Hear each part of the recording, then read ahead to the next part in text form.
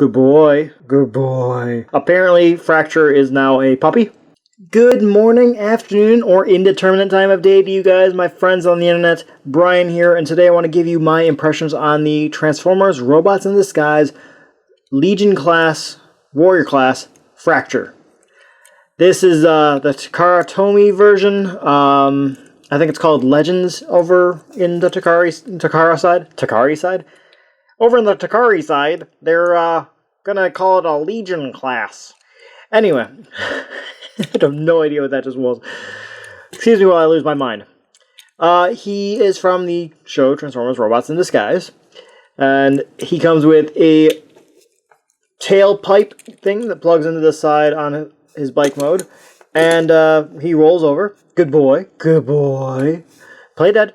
Play dead. Good boy. His gun can rotate out and flip out, and I'll get to why this confuses me in robot mode. But as far as vehicle mode goes, this is kind of a badass looking motorcycle. I really was not planning on picking up any of the Robots in Disguise figures. They all looked a bit too simplified for me, and the aesthetic wasn't like gripping me, so I was like really passing on them. But then, on a whim, I saw the Megatronus figure, decided to just grab him because it was a Cybertronian vehicle, and was surprisingly impressed with that figure. And then on the TFW 2005 podcast, they kept talking about how Fracture was fantastic, and I'm like, okay, fine. If I'm having this much fun with Megatronus, let's get the one that they keep flipping out about. And since I was having a little bit of trouble finding the American release, I decided to just go ahead and pay the extra couple bucks for the better painted Japanese version. And I gotta say, I'm kind of impressed. In vehicle mode, he has a kickstand, and depending on the orientation of the wheel, that kickstand is either useless or useful. It all depends on how the wheel is oriented and the surface you're putting him on. But he does roll. If my surface weren't curved, he would roll much smoother. But he is a really cool looking bike. This part does not lock in as solidly as at all, really. It just kind of sits there. I wish it locked in, but it doesn't, so I will just have to deal with it. But let's do some size comparisons. Here he is with aforementioned... Wow, you're fainting already in awe. Here he is with the aforementioned Megatronus figure. Okay, see, the wheel was like turned slightly, so therefore he's not going to stand at all. So, stay. You going to stay now? Good boy. Good boy. Apparently, Fracture is now a puppy. Good to know. Wasn't aware of that. Oh, I'm losing my mind. So, yeah, Megatronus was much bigger than this in the show, but this is the Warrior class Megatronus, so mass-wise they're about the same, so I guess I don't have too much of an issue with that. Plus, this is a Cybertronian vehicle, I don't really have too much issue with that. And this is so beefy and bulky that I really don't even picture this as an Earth vehicle. I mean, yeah, he's got the handlebars, but I'm tempted to shop those off and just call this a Cybertronian vehicle, because I like me some Cybertronians. So yeah. Alright, now as I mentioned, I'm not collecting the Robots in Disguise figures themselves, so I don't have any of the Autobots from that series, but I do have Transformers Prime First Edition Bumblebee. So, since it's supposed to be the same character, it's kind of an apt comparison. First Edition B is kind of bigger. I've also got First Edition Optimus, because that's one of my favorite Optimus figures that I have. And yeah, that's not at all to scale.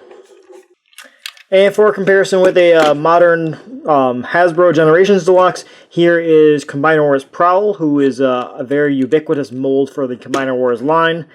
Hey, here's another motorcycle with Generations Chromia, who is the Prime RC mold. So I started doing this with her wheel before I got Fracture, and when I got Fracture, I was like, well, now I'm kind of just aping him. I still like this, mistransformation with Chromia. And these guys actually are about the same size, so, or about the same mass. So I'm okay with that. And really, that's all there is to say about this guy. He doesn't really even have any Decepticon symbols on him anywhere, so I love the paint job on him. Granted, the Tron lines, I do like. I think it would have been better if they were purple, because to me, Tron lines, I'm heavily influenced by Tron lines in from the Fall of Cybertron game, where red is Autobot and purple is Decepticon, so this is like cross-faction to me. It's like, no, you're not an Autobot, you're a Decepticon, bad dog, bad dog, bad dog. So I would have liked them better if they were purple, but that's what they are in the show, and purple and red do go good. Purple and red do go well together. Anyway, that's really all there is to say about him in vehicle mode. Let's do the transition and get him into robot mode and talk about him in that form, shall we? Let's do. I feel like for this scene I need to have some heavy metal rock music playing. Like something out of Mad Max. Okay, occasionally I'll set up a scene and just like have to take a moment and realize how amazingly awesome it is. This took all of like 5 minutes to set up and looks really kind of cool. Special thanks to SH Figuarts Vegito for letting me his energy effect. Yeah, I know it's a little crooked.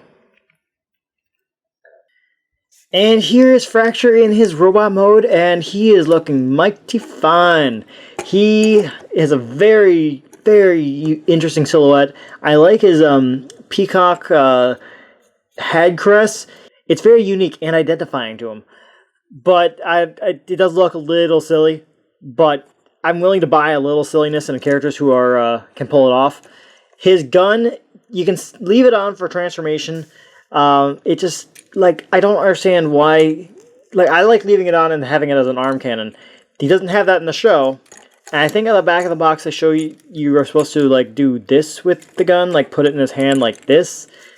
And I don't have the box anymore, so I'm not sure. But this looks kind of weird to me. You could use it as a big, huge rifle, and that doesn't look too horrible, especially if you, since you can kind of get a almost pseudo double-handed hold on it, as long as you don't look at it from any other angle. So it's an okay weapon. It just takes a little bit of finesse to make it look good. On the transformation itself, since I mentioned it, it's a really cool transformation. The head swivels around and reveals the seat on the back, and the shoulders peg together really coolly. It's actually a really cool transformation. I like the way this bike transforms into a robot. And to be honest, I wish more bike transformers were made in a similar style. But let's run down his articulation. His head is on a swivel and can go left and right and looks pretty decent going any direction. I was concerned that the shape of the neck and the lines in the neck would kind of like hinder that aesthetic. But nope. The thing that does hinder the aesthetic is the huge, ugly game symbol that I don't play the game, so it kind of annoys me. I'm very tempted to just like paint this over and do something with it and get rid of these on both him and Megatronus. His shoulders can rotate 360. They're also on this joint for transformation, but you can kind of use that for a bit more articulation.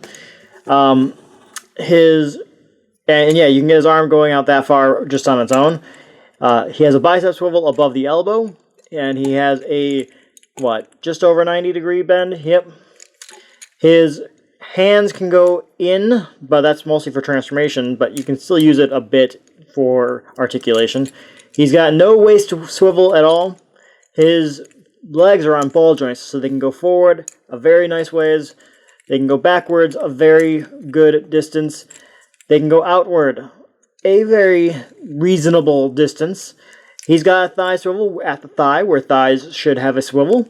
His knee, as you just saw, is double jointed, mostly for, well, it's not double jointed, but it's very deep for transformation, so therefore you can get him to go very, very far.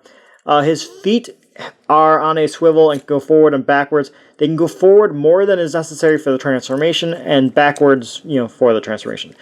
In fact, if you want, you can have him be peg-legged. Yar, me piratey booty. I don't know what's going on. Anyway, his wheel, when you transform him, the wheels just kind of like come together. They don't lock. These wheels don't lock together. So they aren't like a solid piece, but they aren't really harmed by that.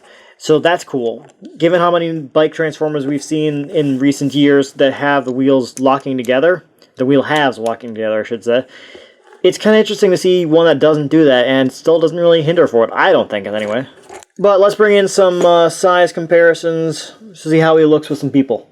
First off, the aforementioned Megatronus figure. Not anywhere close to size, but definitely close in aesthetic. So these guys do look pretty decent together. Back to the first edition Transformers Prime, Bumblebee, and heck, let's throw in Optimus here as well. Bam. Optimus, stand. Please, come on. Come on, man. You are not a drunkard. You are a Prime. Act like it. I'm going to pick you guys up. Alright, so there they are. The Voyager is bigger than a Deluxe. What do you know? But the two Deluxes are actually about the same size, despite being, like, what, 5 or 6 years difference? Surprisingly good, actually. I didn't really expect Robots in Disguise to be a direct continuation of Prime, but I am still glad to see the noseless feature of that series to kind of still be an issue, or still be there, not an issue, but to still be there, and it still looks pretty good to me. I like it.